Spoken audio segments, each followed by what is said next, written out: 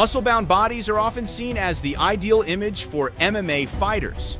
However, there are several fighters who, despite having a more fat-laden physique, have made their mark in the MMA arena. Curious about their performance? Let's dive into the following video to see them in action.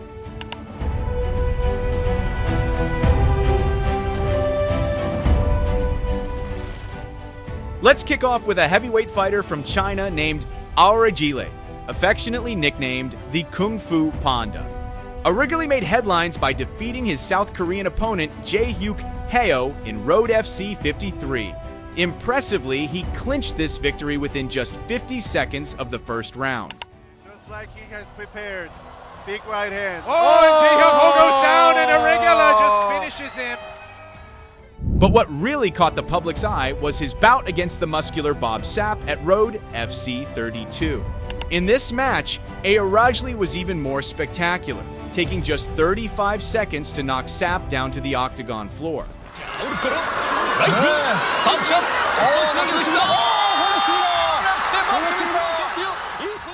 Aurigile's fighting career also includes a notably tragic bout.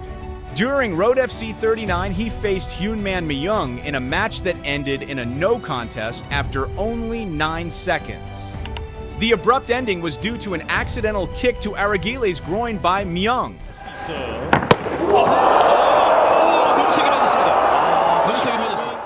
The pain was so intense that Aurigile was seen in tears, struggling to cope with the severe discomfort.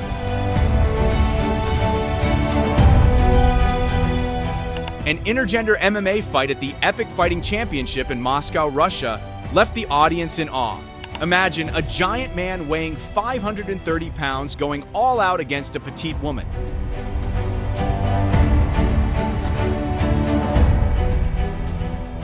Alexandra Stepakova seemed dwarfed, a virtual David to Grigory Chistyakov's Goliath. Despite her valiant efforts to turn the tide, she couldn't overcome the staggering size difference. The fight concluded with the judges declaring victory for Chistyakov.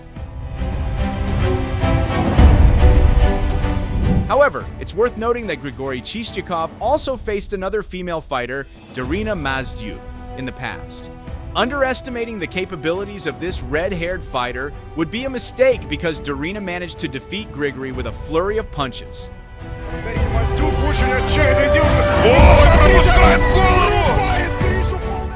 With his iconic beard and stocky physique, Roy Nelson has etched his name as one of the most recognizable fighters in the world of MMA.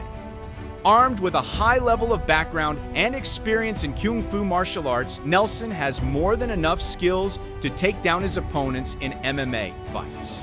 One of his victims was Antonio the Bigfoot Silva.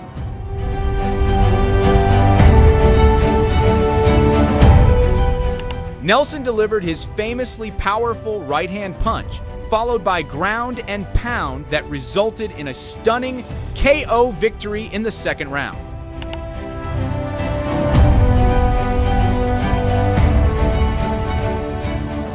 His most recent victory came on May 5, 2023, when he faced Dylan Kleckler. The fight seemed to favor Nelson due to his immense strength, which he demonstrated towards the end of the first round. He hit Kleckler with a hard right hand, sending Kleckler collapsing weakly onto the canvas, clearly unable to continue the fight. 1 minute 40 seconds. Nelson managed to land one last punch before the referee jumped in to stop the match.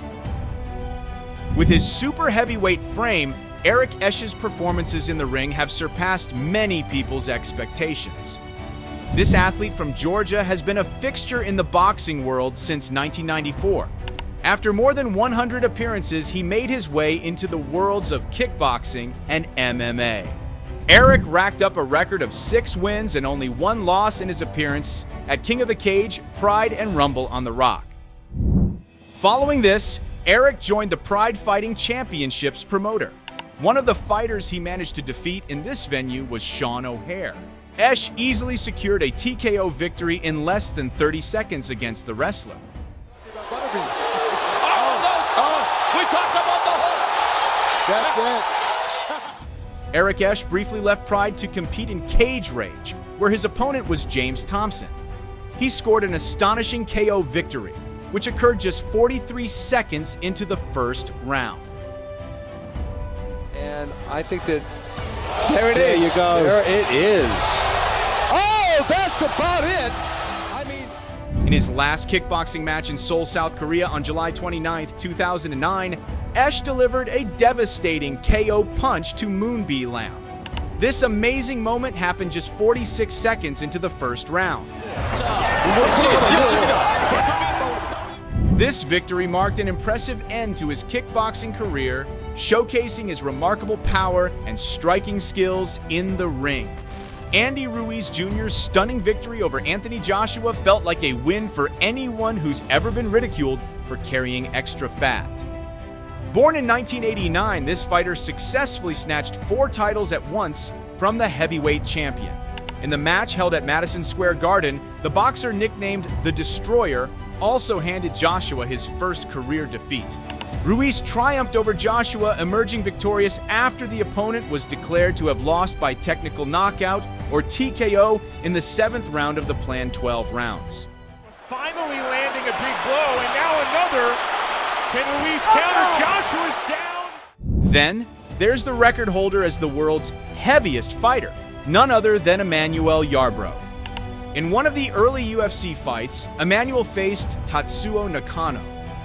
Weighing in at about 882 pounds, Yarbrough used his massive size to corner his opponent and dominate the fight. He continuously kept Nakano down, maintaining control throughout the match. When they were moved to the center of the ring, Yarbrough, nicknamed Tiny, didn't waste the opportunity and pinned Nakano down again, this time in an even more challenging position. Eventually, Nakano tapped out, and Yarbrough was declared the winner by submission.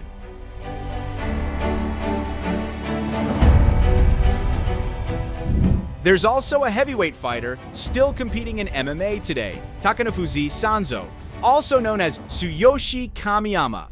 Kamiyama, a former professional sumo wrestler turned mixed martial artist, made an unforgettable debut in MMA by forcing Dylan James to submit in just 3 minutes of the first round. The defining moment of the match came when Kamiyama landed a powerful punch that broke his opponent's nose. This attack from the former sumo wrestler caused significant damage, prompting the ringside doctor to intervene for James's safety.